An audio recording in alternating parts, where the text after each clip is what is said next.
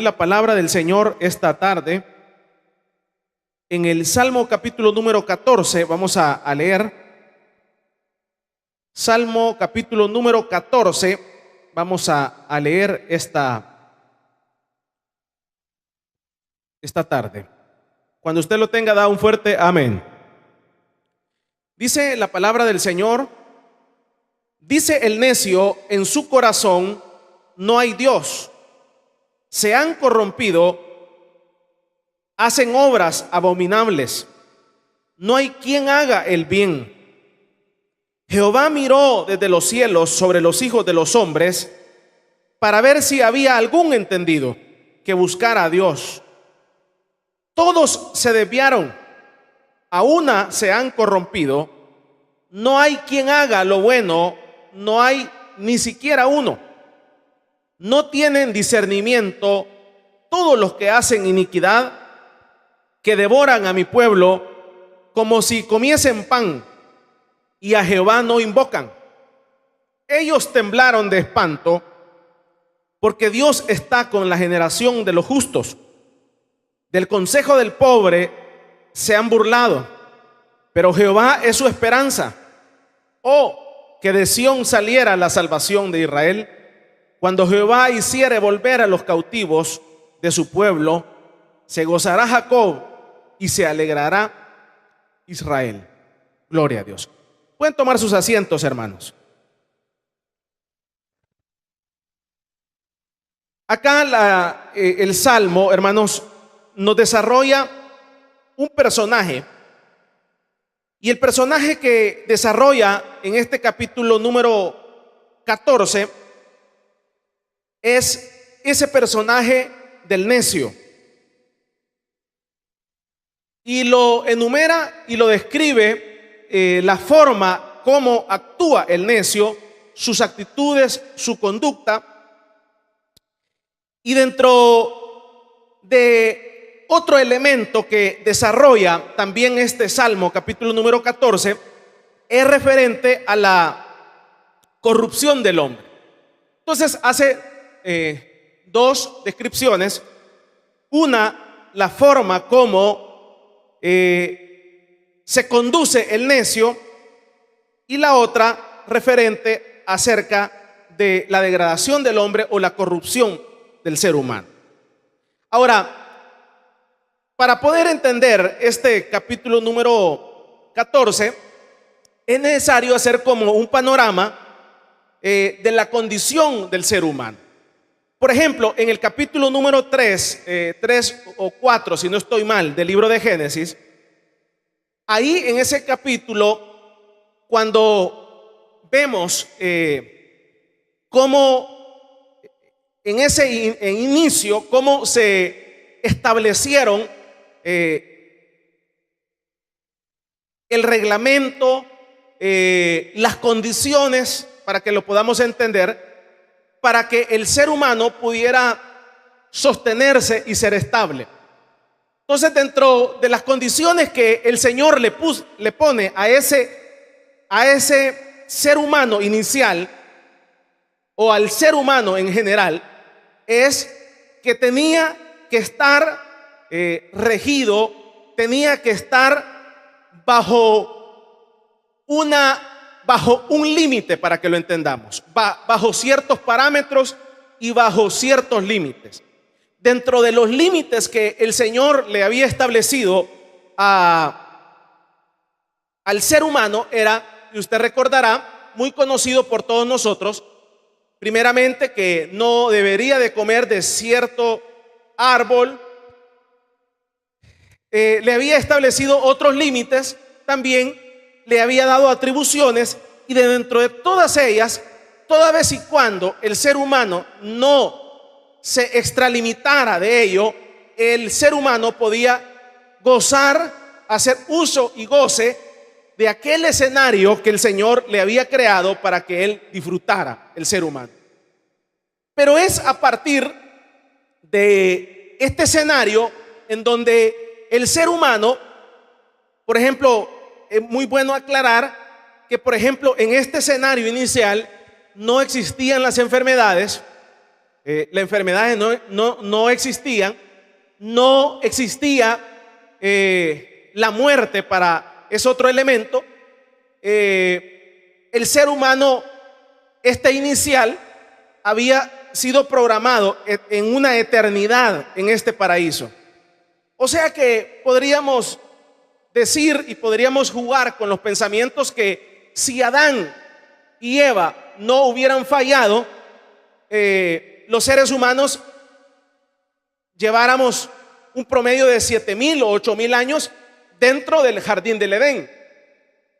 Ahora, eso no significa que la raza humana no se hubiera desarrollado tampoco. O sea, no significa que nosotros no hubiéramos nacido, solo que nosotros, Adán y Eva, probablemente hubieran tenido hijos y por ende los seres humanos también se hubieran desarrollado y se hubieran reproducido, pero bajo otros términos.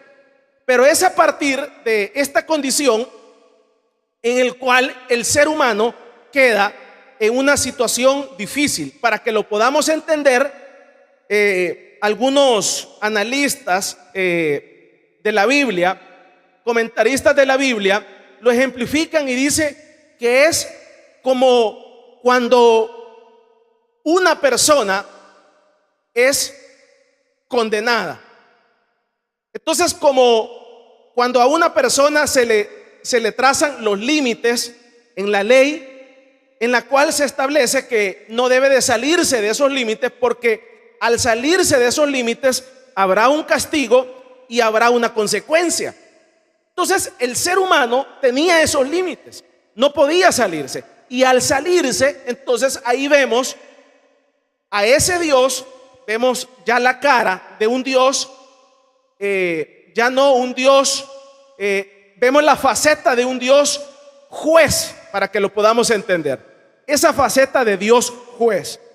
Entonces, en esa faceta de Dios juez, como el ser humano había quebrantado los lineamientos, las reglas del juego, entonces ese ser humano, ahí en el capítulo número 3, usted puede apreciar cómo es llevado al banquillo de los acusados, y en ese juicio el ser humano es condenado.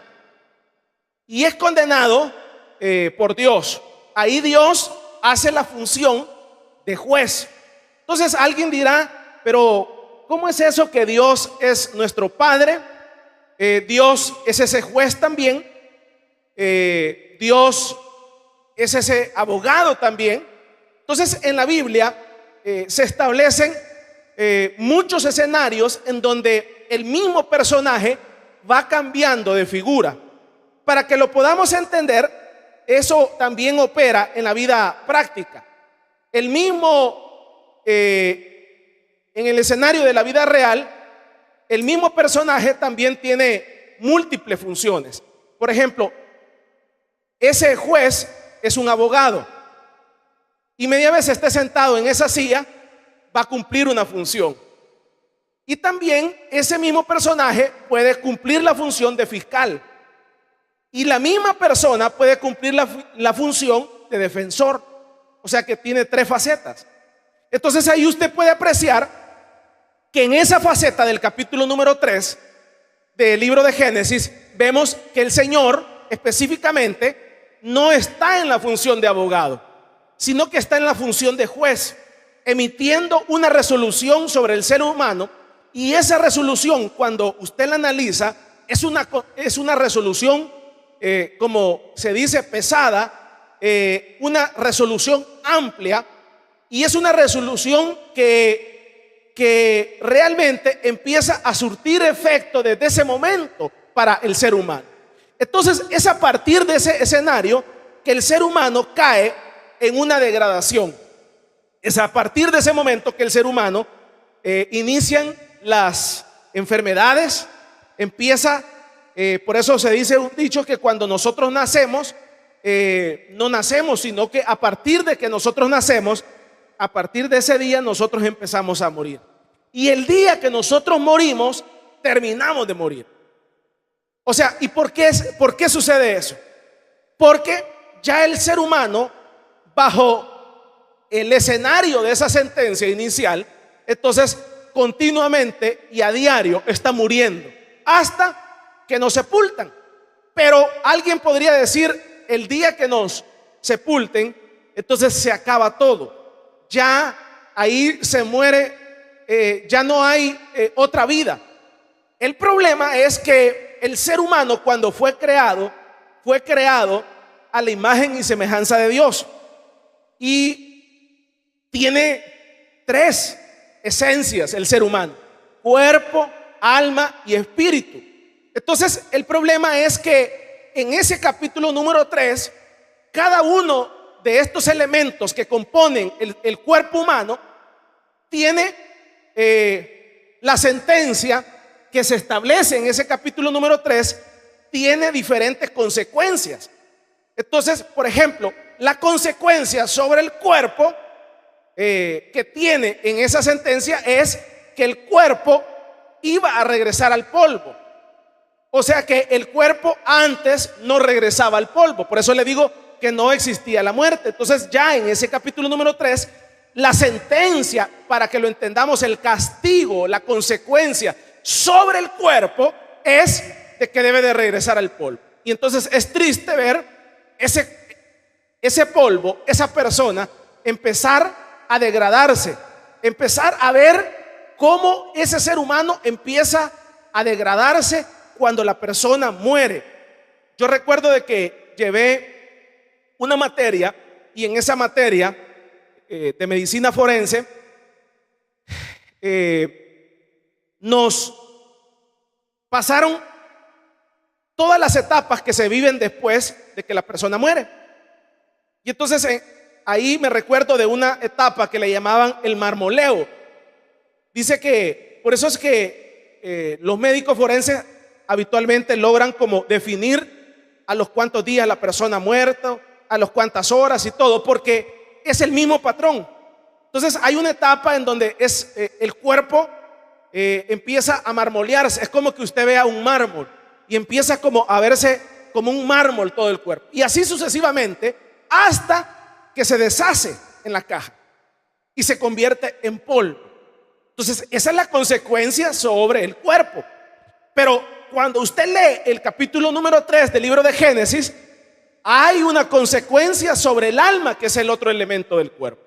Y entonces el alma, que la gente piensa que ya con morirse ya no hay ninguna consecuencia sobre ella, sí la hay. Y cuando revisamos ahí dice que el alma que tiene ese cuerpo, primeramente tiene vida.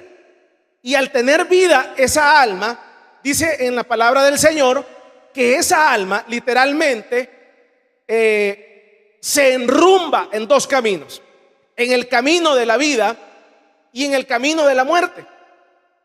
En el camino de la vida eterna y en el camino de la muerte eterna. Entonces el alma, el cuerpo queda ahí, pero el alma, hay dos opciones. No hay tres, sino que hay dos: el camino de la vida y el camino de la muerte. Pero en la sentencia se establece del capítulo número 3 y dice que el castigo y la consecuencia del alma es la muerte eterna. O sea que por default hay una muerte eterna para el alma. O sea que la otra condición es una condición opcional, la de la vida eterna. Porque antes, cuando el ser humano no había sido condenado, era al revés. Tenía la condición de vida eterna porque no existía la muerte eterna.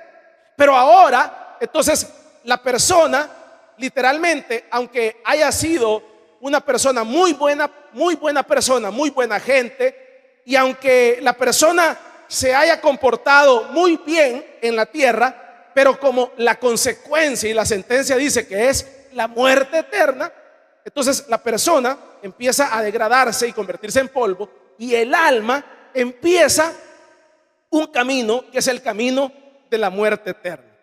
En la Biblia se establece lo que significa la muerte eterna. Ahora, el espíritu, dice la palabra del Señor, que el Señor recoge el espíritu y Él se lo lleva. Ahora, al ver este escenario, entonces uno debe de entender una realidad.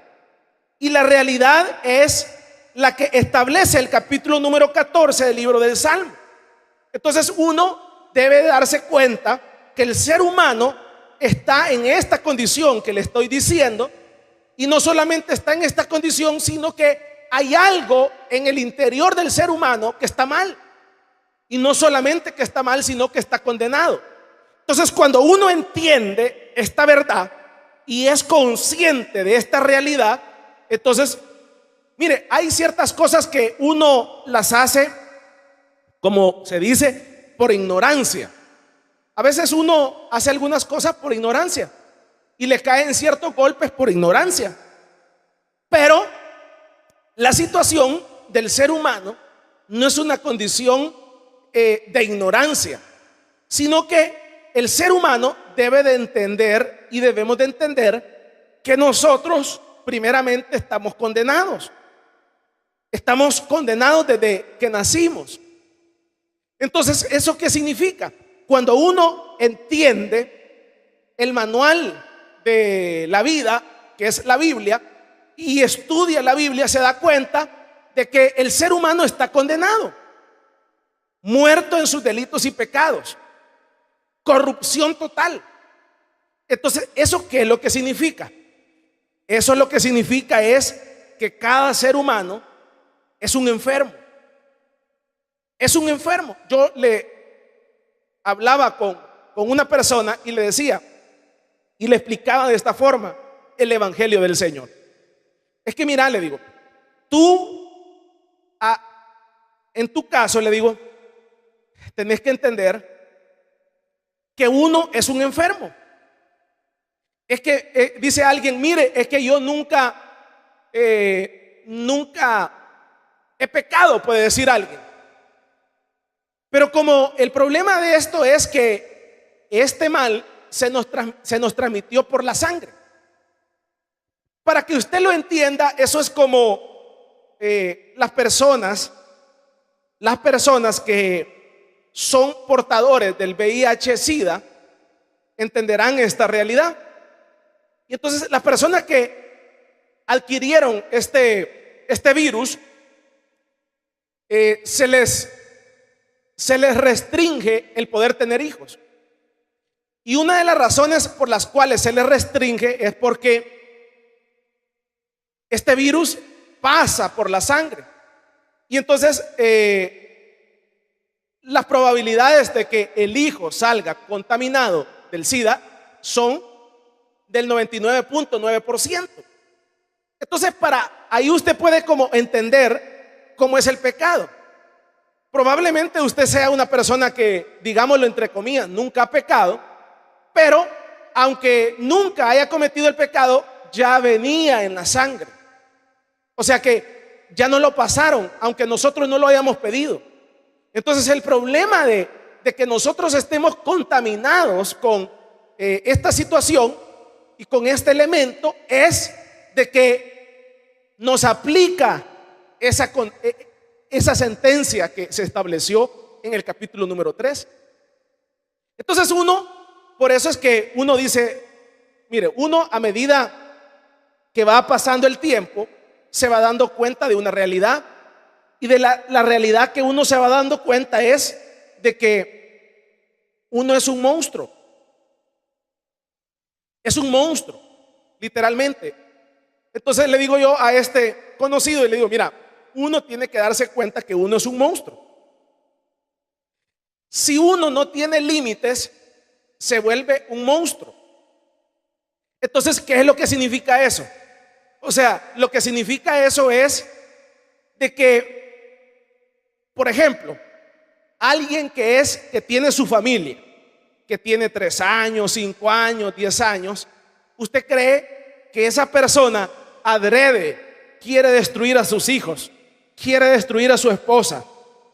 ¿Usted cree que esa persona se siente bien siéndole infiel a su cónyuge? Son cosas que suceden, y cuando suceden, la persona dice, qué barbaridad lo que hice, soy un monstruo. Tenía 5 años, tenía 20 años, tenía 15 años y destruí mi familia. Y entonces la gente dice, pero ¿qué pasa? Entonces dice la gente, no, y promete, mira, yo prometo que ya no voy a volverte a ser infiel. Y entonces, pero resulta que ese tipo de promesas quedan en el aire, porque a los 6 meses la persona vuelve y recae. Al año la persona recae. A los 2 años la persona recae. ¿Y por qué cree que recae la persona? Porque la persona quiere serle infiel al otro. No, sí, mire, usted que me escucha, y si en alguna ocasión usted ha tenido la mala experiencia de que haya pasado por una infidelidad, eso es terrible. Eso es peor que pegarle 3 tiros a alguien en la espalda o en el pecho. Son heridas tremendamente profundas. Pero ¿por qué el ser humano las hace? Porque el ser humano es necio. Lo que establece el capítulo número 14, no se da cuenta y no aterriza que el ser humano es un monstruo, que el ser humano es un ser indomable. Entonces el necio dice, mire, y entonces le lleva un par de rosas y le lleva un par de serenatas a la esposa, o viceversa. Mira, yo te prometo que ya no te vuelvo a fallar, perdóname. Y aquella persona y el otra persona vuelve a creer, pero lo que resulta es que, como le digo, a los meses hay un recaimiento. ¿Y por qué? ¿Porque quería? No es porque se quiere, sino porque el ser humano tiene un monstruo en el interior, y ese monstruo es la carne, y esa carne está dominada por el pecado. Entonces el problema es de que aunque usted no quiera, va a hacer aquello que tanto dolor causa al otro. Entonces, ¿qué sucede? ¿Qué es lo que sucede? Entonces el ser humano dice, no, yo creo que yo puedo manejar esto, yo creo que yo puedo dominarme. Pero el problema es que así se tira la vida la persona, y se da cuenta, destruye la familia, destruye los hijos, destruye a la sociedad, destruye lo otro, destruye acá, destruye allá. ¿Y por qué? Porque uno debe de saber que uno es un enfermo. Uno es un enfermo por esta enfermedad. Y entonces está en nuestro cuerpo, está en nuestra sangre, está en nuestra mente, está en nuestro interior.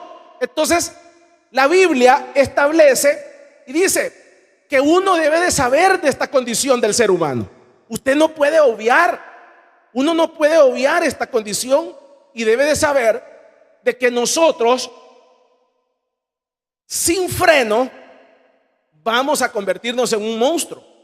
Entonces el capítulo número 14 del libro de Salmos dice el necio en su corazón, no hay Dios.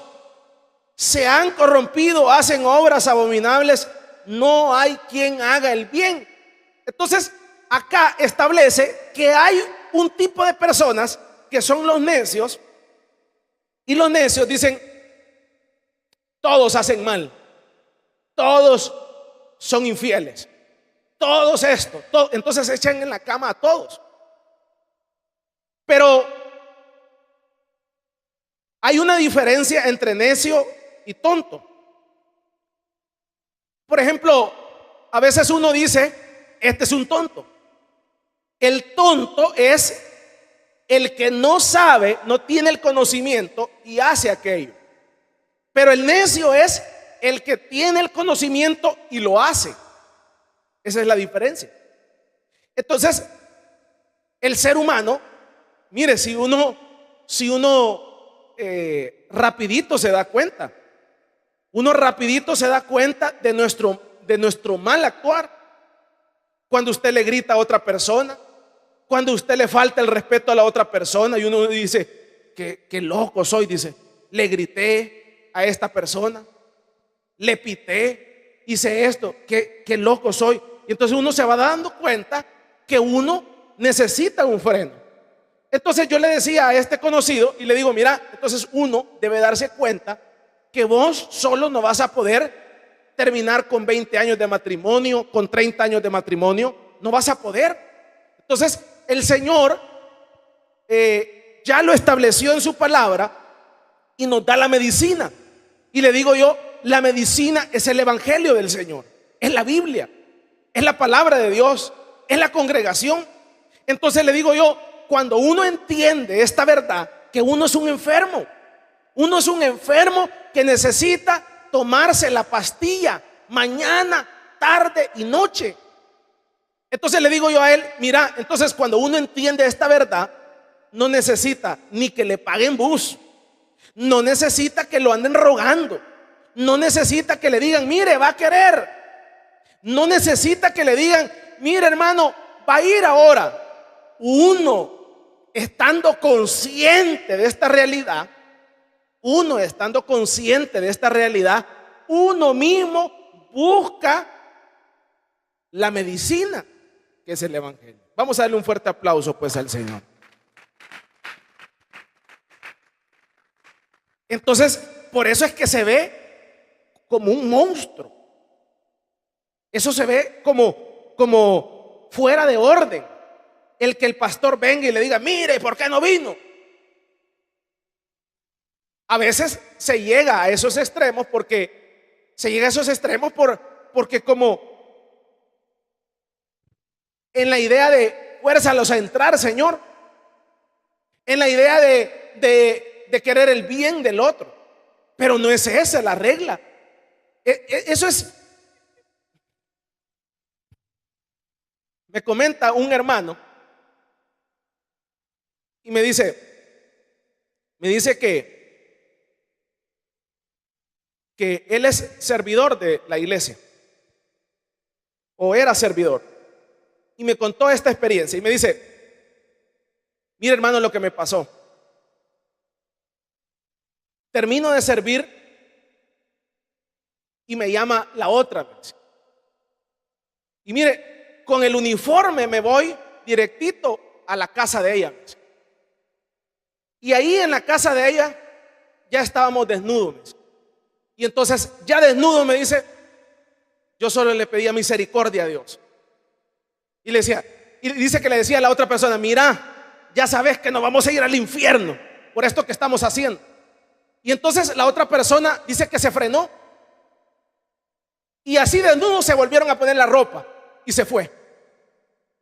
¿Qué hubiera pasado ahí? Eso es lo que hace el evangelio, para que usted entienda. Y la esposa del hermano ni cuenta se dio, pues, o sea, por eso le digo. Y entonces, lo que le quiero comentar es lo que hace el evangelio, la medicina. O sea, es un freno que usted no lo puede medir en todos los escenarios. Usted ve ahí al hombrecito, ve a la mujercita, pero no sabe de este tipo de experiencias que le estoy diciendo. Si, como dicen, si las piedras hablaran, le contaran unas grandes situaciones en donde el evangelio ha sido el antídoto para no serle infiel o para frenarse y no para no matar al otro, para hacer esto otro y ser el contrapeso que el ser humano necesita para frenarse ante aquella situación negativa que viene para la vida. Entonces, ¿qué le quiero decir con esto? Entonces, cuando uno ve que el evangelio lo que hace es frenarlo, es domar el monstruo, entonces uno mismo, eso es como que alguien le diga, mire, por eso se ve mal que a alguien le estén diciendo, mire, no tome gaseosas, y se ve todavía peor que el otro se enoja y nos enojamos con el que nos diga. O sea, es uno mismo el que debe darse cuenta la medicina que uno necesita. Entonces, cuando el ser humano se da cuenta de esta condición, entonces nosotros pasamos a ser sabios. Entonces uno mismo tiene que buscar el agua, uno mismo tiene que buscar el evangelio, uno mismo tiene que buscar. No necesita, mire, ahora fíjese que ahora, hermano, no le voy a hacer el favor de ir al culto. Es que mire, si quiere no venga, pues no venga, no se congregue. Y usted mismo se va a dar cuenta hasta dónde llega. Si usted mire, si con una semana que la persona, el creyente, no se congrega, ya habla hasta diferente. Ahora ya no se diga con 6 meses, ya no se diga con un año. Llega a situaciones que ni la misma persona se cree hasta dónde llegó. Y uno dice, ¿y por qué? Sencillamente porque uno se vuelve necio. Lo que dice este salmo: dice el necio en su corazón, no hay Dios. O sea, el necio es aquel que sabe que es un enfermo, que sabe que solo no va a poder terminar la carrera. El necio es, por eso le hago la aclaración entre necio y tonto. El tonto es el ignorante que se fue en el hoyo porque no sabía que estaba el hoyo. Ese es el tonto. Pero el necio es que se va en el hoyo, pero ya sabía que estaba el hoyo ahí, pues. Vamos a darle un fuerte aplauso, pues, al Señor. Entonces, cuando dice acá, el necio en su corazón, no hay Dios. Entonces, cuando nosotros no entendemos esta condición, entonces nos constituimos en necios. Que sabemos que estamos enfermos, que sabemos que necesitamos un freno, que sabemos que nosotros necesitamos esa guía, que es el evangelio. Entonces yo le digo a él, mira, es que no vas a, mira, ya llevas 2 o 3 matrimonios, este que le digo yo que estaba hablando con él.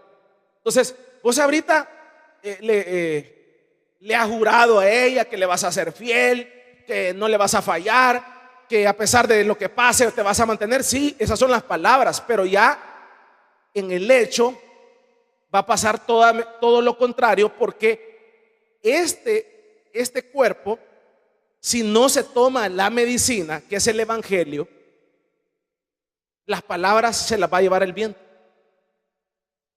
Se las va a llevar el viento. Y se las va a llevar el viento, ¿por qué? Porque esta condición del ser humano no se puede domesticar, no se puede controlar si no es con el evangelio del Señor.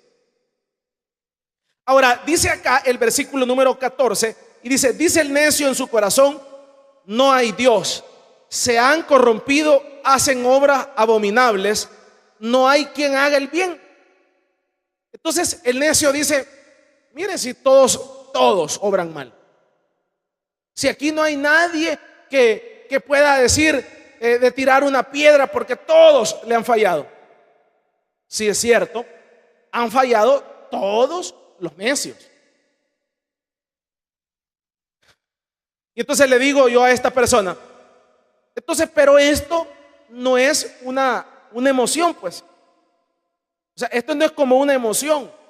El evangelio no es como una emoción que yo logre, que usted logre venir el domingo a las 4 de la tarde o a las 2 o a las 8. Ya, que bueno, lo logramos, hermano. No, esa sería una emoción pasajera.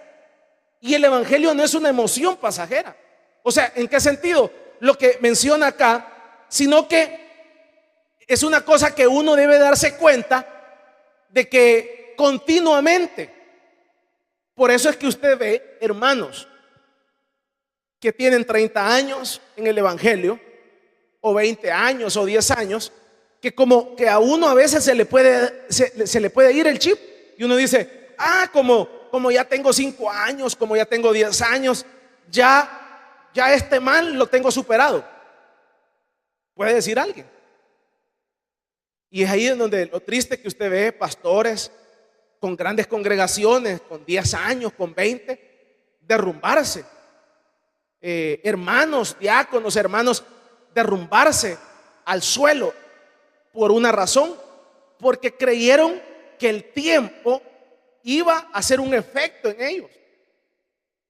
Y eso yo lo ejemplifico como en el caso del maná. O sea, el Señor fue bien claro y le dijo que no guardaran nada para el día siguiente. Había que irlo a recoger ¿cada cuánto tiempo? Todos los días. O sea que esto es como la energía. Por ejemplo, usted ve, ese es el gran problema que hay con la energía, que no hay un lugar en donde se pueda embodegar la energía. Esta energía que usted está viendo en sus casas y en todo, esta energía está siendo producida en este mismo segundo allá en Guatemala, de donde la traen. Hay carreteras, no se puede embodegar. Por eso es que la energía a las 6 de la tarde es más cara que a las 10 de la mañana, porque todo el mundo a las 6 llega a la casa y enciende el televisor. O sea, no se puede embodegar. Vamos a embodegar este poco de energía para que cuando todos los salvadoreños lleguen, entonces puedan tener ahí energía. No se puede. Entonces, así es el evangelio. Usted no puede embodegar el evangelio para mañana, para pasado mañana, y dice, como ya hoy vine el culto de las 4, ya estuvo, ya ahorita ya tengo medicina para aguantar un año, para aguantar 2 semanas. No. Entonces, ese ha sido el problema de mucha gente, que uno se va confiando y dice, como ya fui ayer, como ya fui la semana pasada. Entonces, ese es un error que todos lo podemos cometer, pero ya siendo conocedores, ya cuando uno entiende esta verdad, entonces ya uno ya entiende y ya sabe que si uno se descuida, por mucho tiempo que alguien tenga, puede ser víctima de esta situación. Vamos a darle un fuerte aplauso al Señor esta tarde.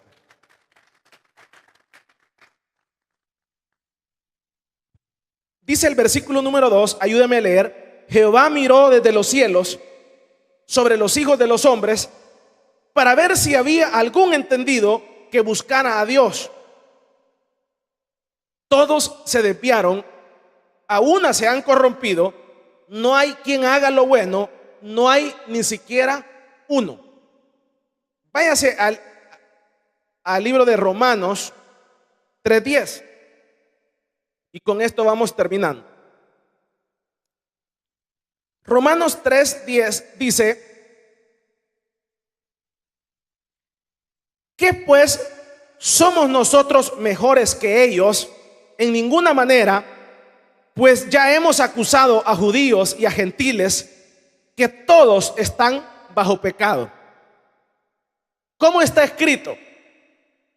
No hay justo ni aun uno, no hay quien entienda, no hay quien busque a Dios.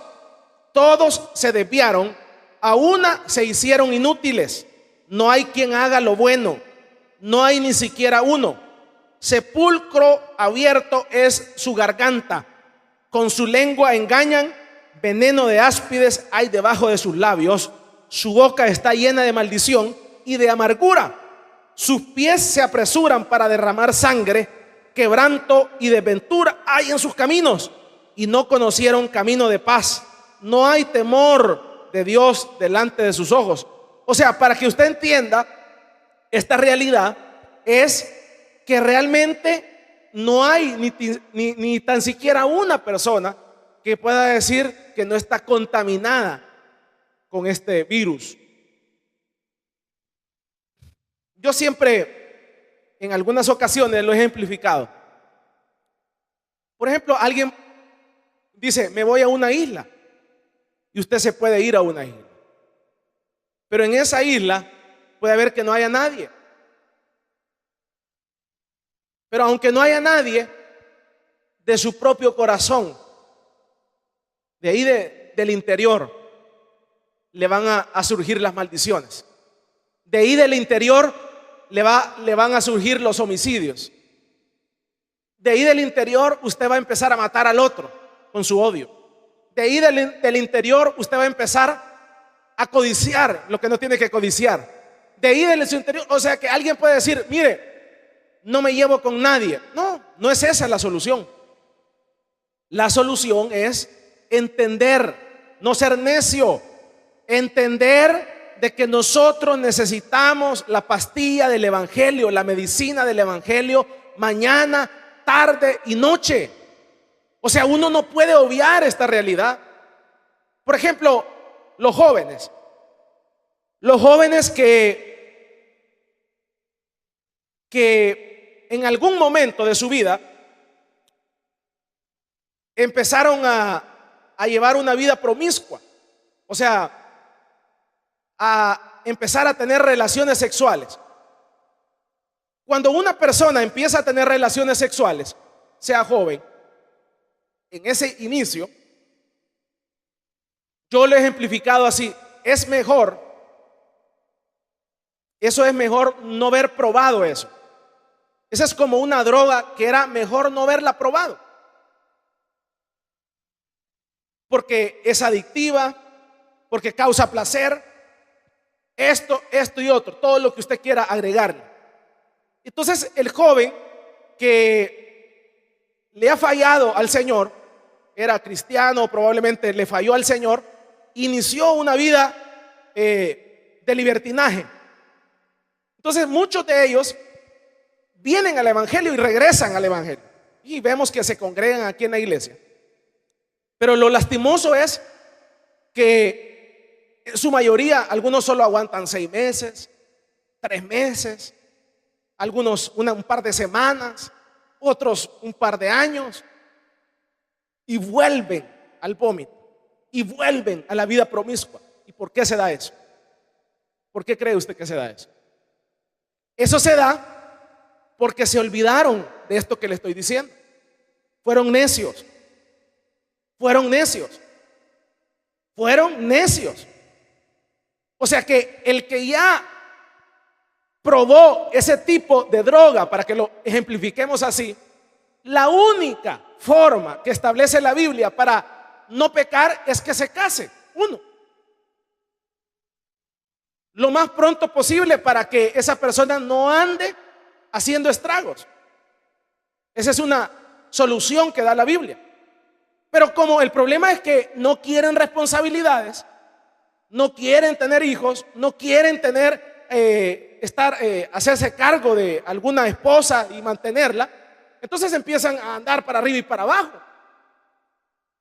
Y entonces el problema de esa situación es que dice: yo aguanto, yo voy a poder. No vas a poder, no vas a poder. Por eso te lo digo, en 25 años acá, si le contara tantas experiencias, a unos aguantan 1 mes, otros aguantan 3 meses, otros 6 meses, otros un par de años, y de ahí caen. ¿Y por qué caen? Sencillamente porque se dejaron de tomar la medicina, que es el evangelio. No hay otra forma. Ahora, el que no ha probado ese tipo de droga no tiene ningún problema, porque es como algo desconocido. Pero el que ya pasó esa frontera, sí necesita.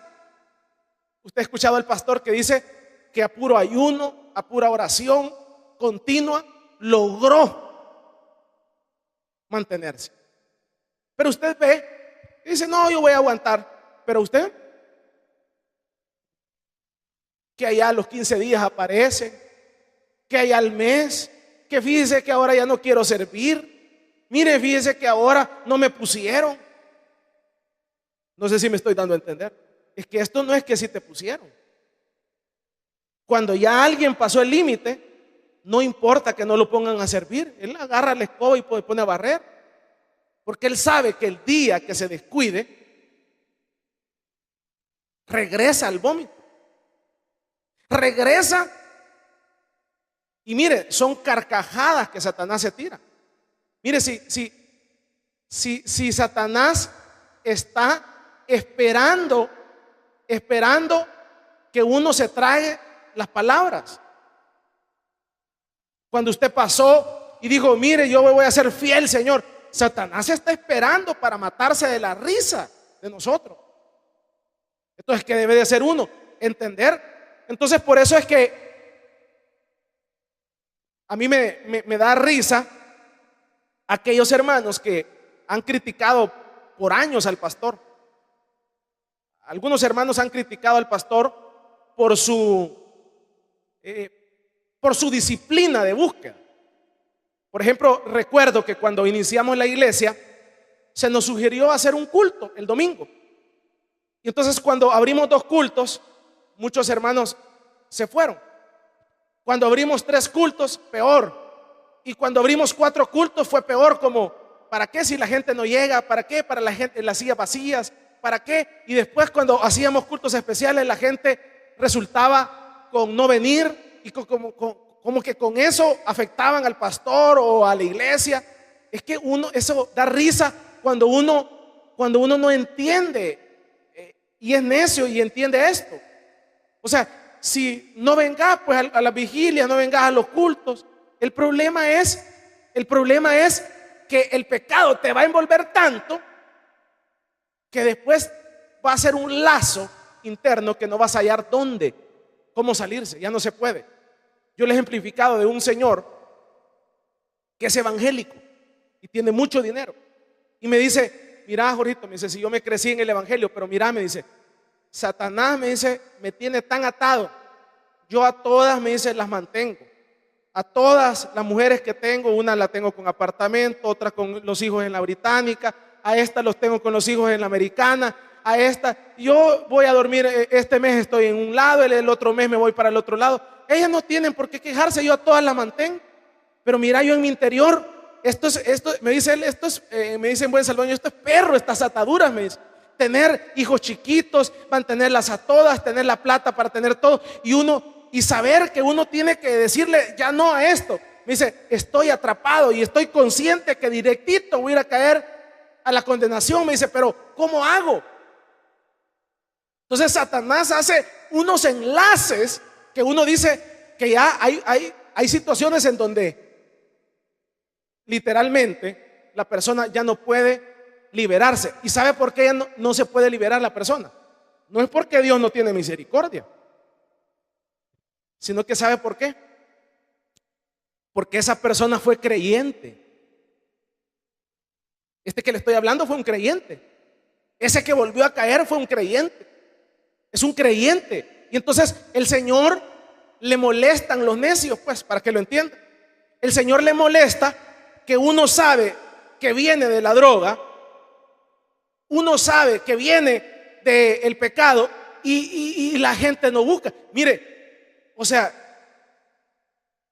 yo me quedo con la boca abierta, como aquí hay hermanos que dan su testimonio, que dicen que dormían con una piedra en las cunetas y todo eso, y dan unos testimonios. Hoy otro que dice que se tomaban la sangre de los muertos y un montón de cosas que cuentan, ¿verdad? Pero yo me quedo con la boca abierta, como son de mamaditas, por no decir otra cosa. Si usted le dice, mire, vámonos en ese túnel caminando, no, ahí nos matan, hermano. Cuando se hacían los cultos especiales, mire, ¿cómo me voy a ir caminando? O sea, pero uno dice, o sea, si uno que no viene de ese pasado negro se la juega, no la hemos jugado en la Chintú a las 2 de la mañana, y el otro que supuestamente viene de ese mundo negro ya se vuelve una princesa, pues. Ya mucho culto, hermano. O sea, uno se queda con la boca abierta. Entonces, por eso el Señor se molesta con ese tipo de gente que las liberó de la droga, las liberó de la fornicación, las liberó de esto, las liberó de esto otro, y ya después se hacen los billetes de $1000. Por eso ya el Señor ya no libera ese tipo de personas, de esto que le estoy mencionando. Entonces dice el Señor, mejor voy a liberar a uno que nunca ha gozado de la libertad y libera gente nueva. Vamos a darle un fuerte aplauso al Señor esta tarde. Entonces uno se constituye en necio cuando no entiende esto y hace caso omiso. Y eso es lo que establece el salmista, que no nos constituyamos en necios y que podamos gozar de lo que el Señor tiene para con nosotros. Por eso usted no se enoje. Por eso usted no se enoje. Por eso usted no se enoje. Cuando el ritmo se suba.